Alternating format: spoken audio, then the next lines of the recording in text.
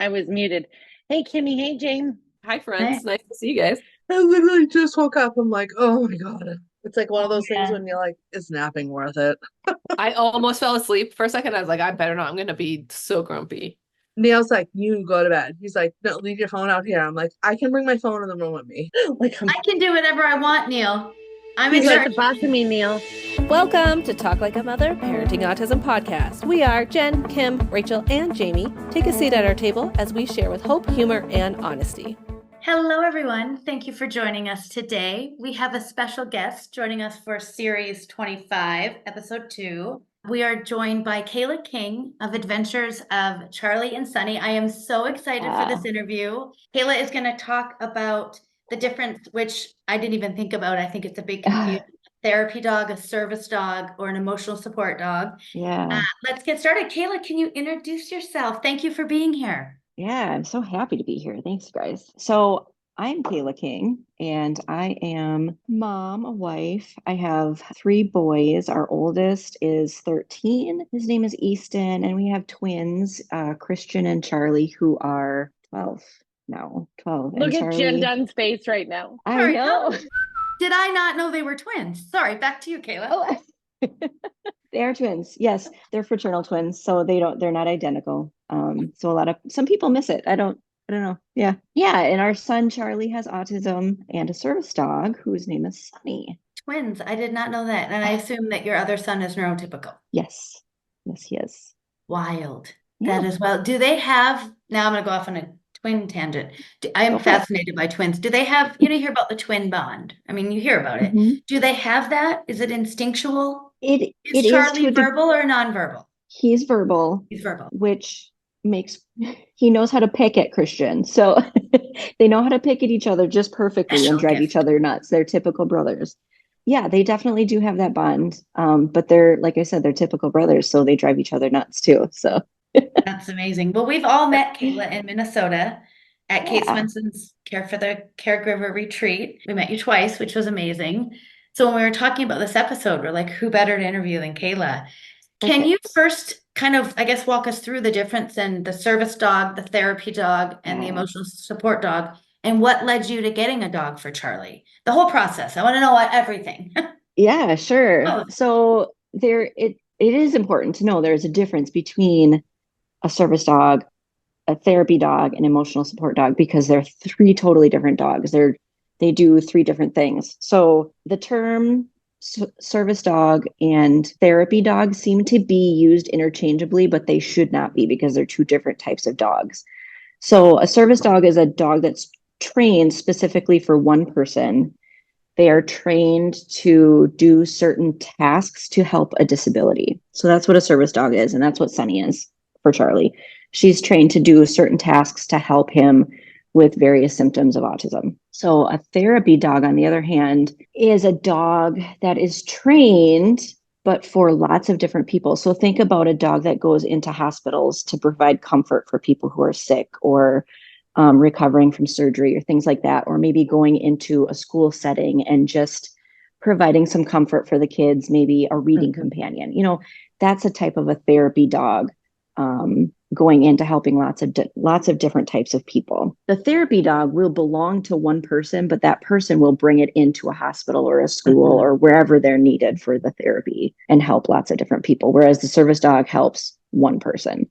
Right. And they're trained specifically for that person. And then your emotional support dogs are not trained. They are pets who provide comfort for their owners. They don't have any public access rights like service dogs do. Service dogs have the right to be in the community and go into public, even if it's a not a pet friendly environment. The service dog can go in. Emotional support dogs cannot. I know here in the US, there is a lot of confusion and a lot of fight back on what rights emotional support dogs have. So there's a lot of confusion when people give the wrong information when they're going out and about. So does yeah. Sunny have a certificate you carry with you so that No, so that's the thing is there is no certification for service dogs, which makes it confusing to people because a lot of people who don't know about service dogs, they'll say, "Oh, is this a certified service dog, or is this does they have a certificate? We actually got asked that out in DC this week. We were almost denied entry because we didn't have a certificate. And we're like, no, that's not a thing. That's not real.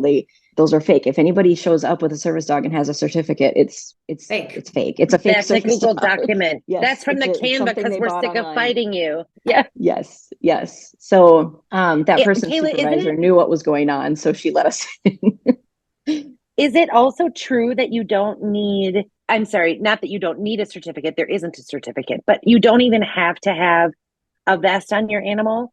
Like the things that people associate with the validation of it aren't even real across the board, it seems. Right. So according to the ADA, no, they don't need a vest on. We always have a vest on Sunny because it makes access so much easier no matter where we go, because people can identify and see, oh, that dog is working. That dog has a vest on. It says we have patches that say service dog working, do not touch.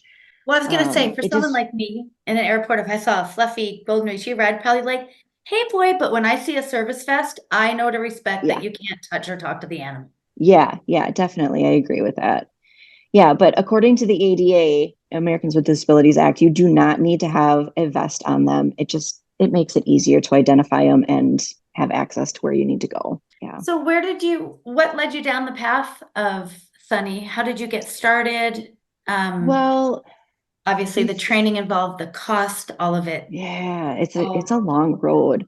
We actually had just a family pet when the boys were younger, and that dog, we spent a lot of time training in general, just basic obedience for the dog, pre-kids, you have all this time on your hands before you have kids. So we ported in for a dog. Yes. But that dog just, when the boys came along, he just instinctually went to Charlie and comforted him and slept with him. And when he was getting older, we were like, hey, we should probably think about what's next, because he's not going to be around much longer. And we're seeing that this is a huge help at home. Think of what it could do when we're out in the community, because at that time we weren't leaving the house hardly ever. We just couldn't. So that led us looking into service dogs and what that would entail. And we started on a couple of wait lists for organizations that train service dogs. And the wait lists are so long.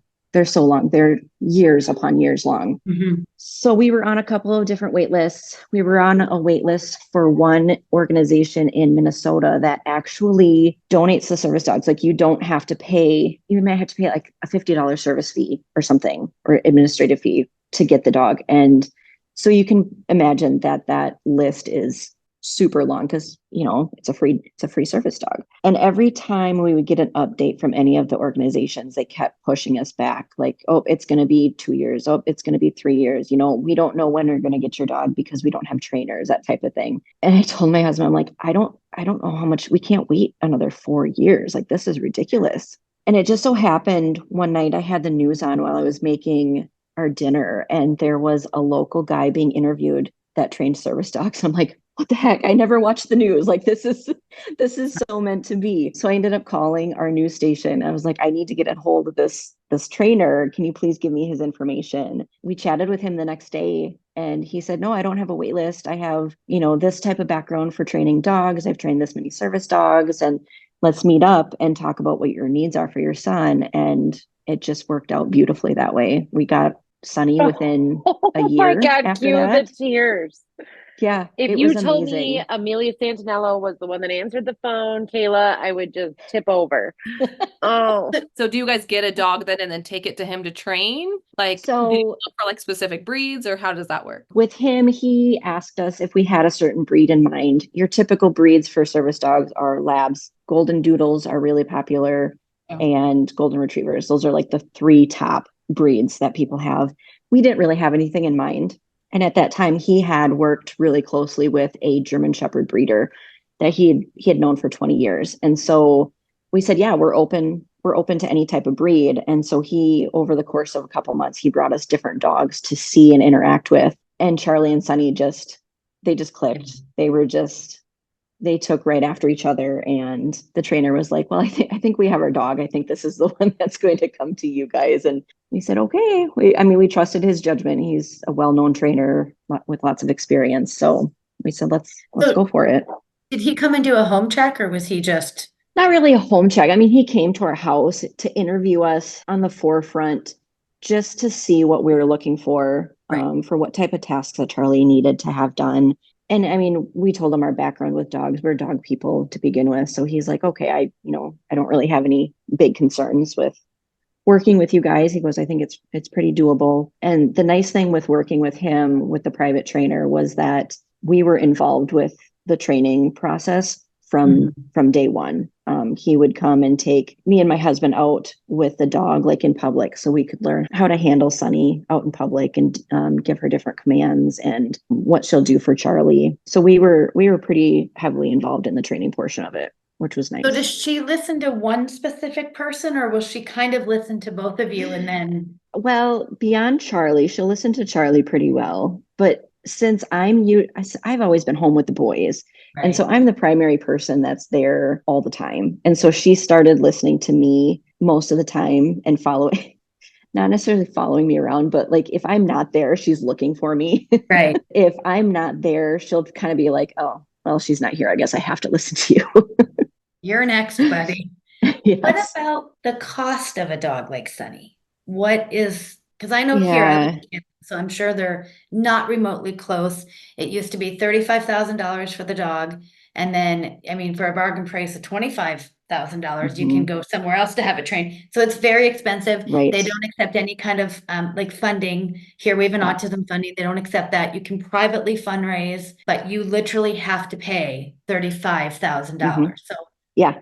Yeah, so it's going to depend on which route you go. If you do private training like we did, that I mean, that's all going to depend on the trainer and what they want.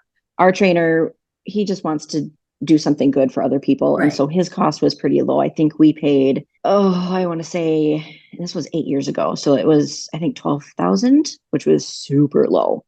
Yeah. Um, so people can train their own service dogs too. That's an option, but people don't want the stress of that also. So then Right. if you go through an organization, the organizations are going to be the higher cost of getting a service dog. And that can really range anywhere, like you said, like 30 to $40,000. And that could actually be on the low end these days. It could be a lot more And than that now. the other thing that was, I think, more defeating than the cost, and again, I'm sure it's similar, is the wait list that you talked about. Yeah. So here Yeah. they literally said, Kaya, when she was younger, she was about 4 when I was looking, like seriously looking into it because she was a hmm bolter. Now I don't know if it was a therapy or a service dog, so I don't actually know what I'm talking about. But where the dog would be harnessed to her, so if she bolted, Yeah. it would bear down and she couldn't get hmm away from him, kind of thing. Yep. But the wait list was so extensive, and one of the organization said, we'll have 7 litters, let's say. He's like, we literally take these puppies into a field and shoot off rifles, and any of them that flinch, they're out immediately. So we Yep. could have 25 dogs in the field, 3 of them are viable. And I was like, that Right. is so fascinating. He's like, they can't flinch. They have to be cool as a cucumber. So to get that hmm dog to be able to do that, it's Yep. not just like a litter of puppies and you get 7 service dogs. Right. Yeah, and that was the nice thing working with this trainer who has so much experience was he worked with this breeder and he went out and picked out the dogs that would have been good matches for Charlie because we don't know when you're looking at a puppy, like I don't know what I'm looking for in a trait that they're going to have when they're an adult dog. Like I don't know how to do that. Right. So he was luckily able to do that for us and say, no, these dogs are my picks. Let's just introduce them and see how it works out. And Dunny was our dog. That's amazing. We were out for Yeah. a couple months ago out for her birthday dinner, and I noticed like this. I was telling the ladies, a table of people came in, and this gentleman came in, and he had a service dog. The dog was vested and went hmm right under the table onto his feet, like Yep. immediately. And that dog did not move from under that table, and that Yep. dog was clearly there to perform her job or his job for that person. Right. Yeah. Yeah. It's funny when we go to restaurants and people who sit down after we've already been seated and we get up to leave and they're all like, oh, I didn't even know a dog was in here because she doesn't move. She doesn't make a sound, nothing. So what does she Um, do for Charlie? What is Sunny's like? What does she help him with? Yeah, so the biggest thing she does for him is deep pressure, like the weighted blankets, the weighted lap pads, everything, those things that our kids need. She is a heavier version of that. She's a Right. 100-pound German Shepherd. She's a big girl, so she is able to give him the very deep pressure that he needs when he is having a really difficult time. So that's number one that she does for him. When I left the room upstairs just a little bit ago to come talk with you guys, she was laying on top of him. He was in bed trying to get calmed down for the night. I'm sorry to interrupt you, but what does deep pressure look like in public? Like if we were to meet at Como and if things were to be escalated, will she push him to the ground? Like, will she help him to get down safe or just so she won't be forceful with it. I will be forceful with it. Yes. I feel like so we will, it's either me or my husband that will have to tell him it's time for deep pressure, because sometimes he doesn't recognize that, okay, that's what's going to help me right now. But once he gets into the deep pressure, he'll realize, oh yes, oh, this feels so much better. I needed this. And he'll sit. So it'll be us taking him off to the side and sitting him down and having Sunny lay across his lap, basically. I want to cry. Yeah. I think it's so beautiful. I grew up with German Shepherds. I think they're the best dogs. They're wonderful. Love them. And then you have a blog, Adventures of Charlie and Sunny. And I saw this post that you wrote about Sunny sort of aging out of her job, kind of. Yeah. And I said to the ladies, oh my God, and I think I wrote that on your thing as well. I never thought about when they age out. And I messaged you, I'm like, are you keeping her? Because I was thinking like a service police dog. They don't keep them when they retire them. They kind of just go into like a home. Someone will take the dog right? So I didn't know, like, does the breeder make you give them back? Do they have to retire from the farm? Do you get to keep the dog? What happens when that happens? For us, I was very, very, very concerned about the dog. For us, so I don't know for some organizations what they do if they make the dogs come back to them. I can't speak for organizations, but for our situation, Sunny is ours. We would be heartbroken if we had to give her up, even if she's an older girl. Like, we would just be heartbroken. She's part of our family. So we will definitely be keeping her. And we're actually, we're in that process of phasing her into retirement. She'll probably retire within the next year. Which is going to be hard for her because she just loves to work. But we'll have 2 dogs for a while, and that's fine. We'll just have to figure that out as we go. I have no idea how we're going to do it. We have some friends. Another service dog? Yeah. We're already working with the trainer that we used before. Same one. He's going to be same one. He's kind of somewhat retired right now, but he's willing to help us work through another dog, and has told us that we can do most of it, but he'll help with portions of it. So we don't have to do from start to finish. So then what'll be interesting is if the dog, obviously the relationship with Charlie and Sunny, and then enter a new dog that's going to kind of take over Sunny's job. And I wonder, like, if those dogs are going to have to mesh as well as the new dog with your son. Like, how important that transition will be of kind of passing the bone over the baton, but the bone. Sunny is the vest. I don't know. We'll take the bone out. I don't know about the bone. I like the bone. Passing the vest. Yeah, Sunny is going to work for Kayla. Not for Charlie anymore. When we met with the trainer last fall to start all of this, he said it could be difficult. Like I said, she's worked her entire life, and Charlie is her boy. So it's going to be a definite transition for everybody. But he said our other boys are going to have a big job now in helping her retire. So when the new dog comes along and Charlie is working with that dog for training purposes, the other boys will be in charge of taking Sunny and doing something fun with her. So she's not feeling left out or abandoned or, super sad or anything like that. We're getting her retirement package all set up is what we should say with the other boy. We looked into getting a service dog at one time, but it was like through a program like you were talking about. And they were like kind of intense, and like they were really hesitant about us because we have another dog already.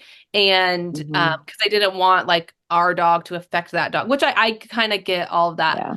But in general, they're just like, you shouldn't, if you get a service dog, you don't treat it like a family pet. It is a service dog. So like, you want to help get the energy out and do this and that, but you're not really going to like cuddle with it or play with it unless like its job is to give our son pressure or something like that. Like we wouldn't.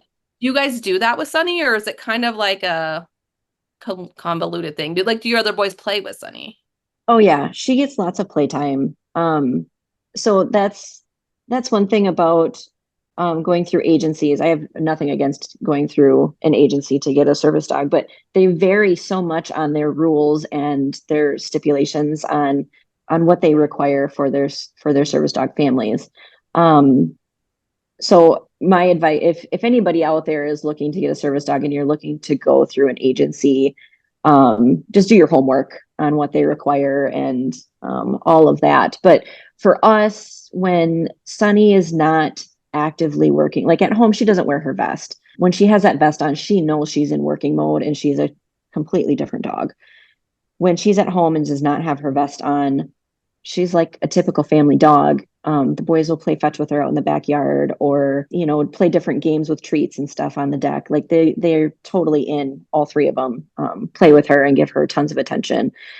So we kind of call it like she's on call when she's at home, because you never know when Charlie might need her at home, because she does work for him at home too. It's not just out in public and out in the community. So anytime that Charlie is needing her at home, we'll just give her the commands that she goes with, and she'll go into work mode even if she's not wearing her vest too. That's funny. So she'll just snap right back into. Yeah. That's great. Yeah. When she hears the commands, she's right on it and she knows what she needs to do. I think they were kind of just making sure people were very serious. Yeah. Because I think also they want to hold up their like guarantees.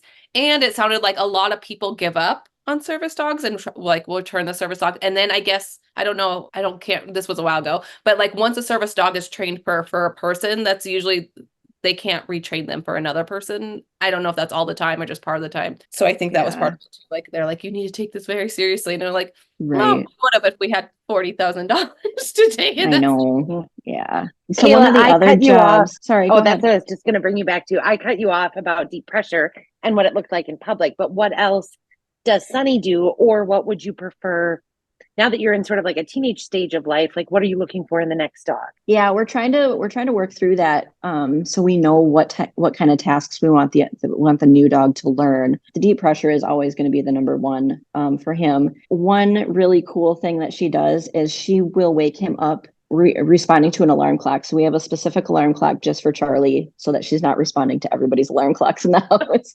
Yeah. But Charlie's alarm clock will go off and she will dart into his room if she's not there already and jump on his bed and lick him and kind of nudge him until he gets up out of bed. So it's not mom or dad pestering him and being like, okay, you got to get up. You got to get up. It's his best friend. It's his buddy getting him out of bed. I know. That's it's so amazing. Funny. Yeah, I feel like you've got a friend in me. She just play the whole time.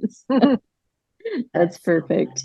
Yeah. So one thing she did for him early on when he was younger is block. So if we're out walking, even just walking a couple blocks to the park from our house, and we stop at an intersection, she will walk in front of him and block him from walking any further. And he definitely needed that when he was younger. But now that he's a little bit older, he's a little bit more aware of his surroundings. So he doesn't need that as much. He still makes her do it sometimes, which I think is hilarious. You work for me, ma'am. Yeah, right. When we're standing, she'll do cover. So instead of standing in front of him, she'll stand behind him and put some distance between him and other people. So thinking like in a busy checkout line or something, she'll stand behind him to keep room between him and the person behind him and just give him a little bit of ease. Yeah. I'm going to teach Billy that move. Yeah. Yeah. I love that. Yeah. There you go. Now, Eddie doesn't have potential. Bless Eddie. What do you do if someone tries to approach the animal in public? Do you say something or do you let people pet her? We usually don't let people touch her, just because we don't want her learning to look for attention from other people. Yes, of course. Like she needs to focus on Charlie when she's out in public. And we notice she's getting a little lax in her old age. So we're definitely not letting people touch her, because she's just like, hey, want to pet me? Yeah. Do you just say she's a service dog? Please don't touch her. Yeah, we just say, oh, she's working. We can't touch her right now, but thanks. A lot of people will ask. A lot of people do ask, which is nice. And we'll just say, not right now, she's working, but thanks for asking, because it is really helpful when people ask for permission to begin. I always see people in the mall training them, like service dogs. They've got their vets on and they quite often will walk them in the mall. And I don't know if it's because it's so busy and they're trying to like. If there's escalators, they need to be trained on how to ride escalators or elevators. I mean, lots of different, they need to tolerate lots of different environments. Crazy. we took the metro train into Washington, D.C. a couple of times throughout this week when we were out there. And I was like, oh, she's never been on one of these before. Like, I was super afraid that she was not going to get on it, but she just waltzed straight on like, hey, this is no problem. It's like, she's amazing. Have you been turned away from a restaurant with her? I Like, has there don't been think anywhere so. you've been turned away? Kayla and I only get turned away when we're on mom's night too late. It's not sunny. The reason I ask is there's just this. First of all, I'm not really good on the TikTok, so I only find them when they come up when I'm watching food not either. videos. And there was a service dog in a restaurant, and the poor man, he was visually impaired, and he had a service dog, and they Yeah. literally were trying to kick them out. And he's like, and it was someone videotaped it, and it was this big thing, and I was just Oh, horrified that's because that terrible. dog is that man's eyes. And Right. so I don't recall that I'm sure there's been a couple places that, oh, I'm drawing a blank on what it was. My husband would know. He'd remember. I should have actually had him join me. He would like totally eat this up. He would love to just chat with you ladies. always the husbands, they love the moment of their Yes. I don't think so. I definitely not restaurants. We have never been turned away at a restaurant, but there have been a couple of places, not very many, that one of us had to stay outside. I do not remember where it was. It must have been like a food production type of tour place. That's all I can think of. And they couldn't have dogs in a food production area, which I understand. And so in that case, either me or Tyler would sit out with the dog and take the boys in to do whatever we were doing and then meet him after. I worked at a Well, restaurant for like 10 years here in Colorado, and we weren't even allowed to ask. Like, I don't know if it was a restaurant, but like if someone came in with a dog specifically, we couldn't even approach them and ask if it was a service animal. We just had to presume it was, and then go on. But there was, if a little lady walked in with like her tiny chihuahua, I'm like, that is not as You're right.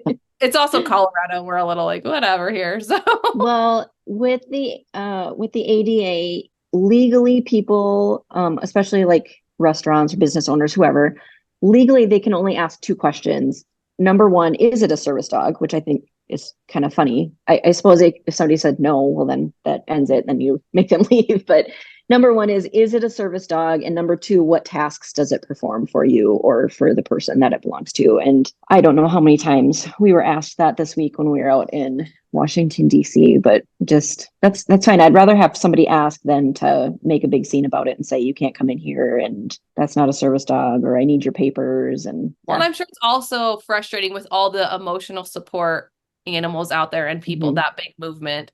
I'm sure it's frustrating that you've paid to have your dog go through all this training. You've invested so much of your time and everything, and it's important to your child. And it's probably more distracting for Sunny when there's other animals around, aren't properly trained. So I could get like how it'd also be frustrating that some people kind of get away with that. Right. Calling them different things than what they really are. Oh yeah, we've ran into quite a few weird situations over the years with other animals that were not service dogs. So definitely That's crazy out there. that there's no like certificate. You think there'd be some kind of something that would it would make it easier. It really would. It would make it easier. And I have heard rumors that the ADA is working on it, but I don't even know what that would even look like. I'm sure it's a huge task for them to come up with something. And then who governs it? What's the deal? Right. Like it's such it's so more you than got people paper, that have right? other things on your plate over there to worry about right now. Right. Yes, definitely. Well, that was amazing. I find it so interesting. Also, I learned you have twins. My God, how did I not know that? Can I tell you a couple of other Kayla King features that will blow your mind? Kayla, hold on. You're right in Minnesota, right? Yeah. Or no? Yeah. Yes. Yeah. Because Ty and I are coming in the summer. Oh, you are? We're coming to Minnesota to see Rachel Flanagan. Yeah. Awesome. Like a Mickey freaking Mouse. Yeah. I'm so excited. Yeah. She picked That's Rachel awesome. over Mickey. So, I mean, that's pretty awesome. Pressure. Yeah. Although I don't know if I want Kaya seeing Sunny because she keeps asking for a puppy. And I was like, well, you have to walk it and they poop and you have to pick it up. And I'm like, and who's going to walk the dog? And she says, Nana. I go, good answer. It's not going to be me. Join the party, Kayla. So one of the most fascinating parts about Kayla's life is that she just did this Washington, D.C. trip, which she's acting like a family vacation, which really we've discussed already. It was a trip. But it's a damn field trip because the woman is a homeschool teacher for her glorious family. And she does it all. Okay, go. Own it. Okay, Kayla. go on. Yeah. What? I'm Yeah, the we teacher and I'm homeschool? remarkable. Yeah. Yeah, she so does. that was kind of a field trip on steroids that we just did out in DC. Yeah. I don't think we'll need to go back there again. You homeschool So, yeah, all your boys? I homeschool all of them. I love that. This All is for that. the 4th year that we've done it. We'll go on to our fifth year next year. Yeah, we love that. it. Love it. It's working out good for us. So they get to like saddle that camper up and then just go explore the woods and dig in the rivers and That figure works so things much out. better Like, for them than sitting at a table and filling out worksheets. They learn so much better with hands-on and doing and exploring. Seriously, they absorb it so much better. Amazing. I love it.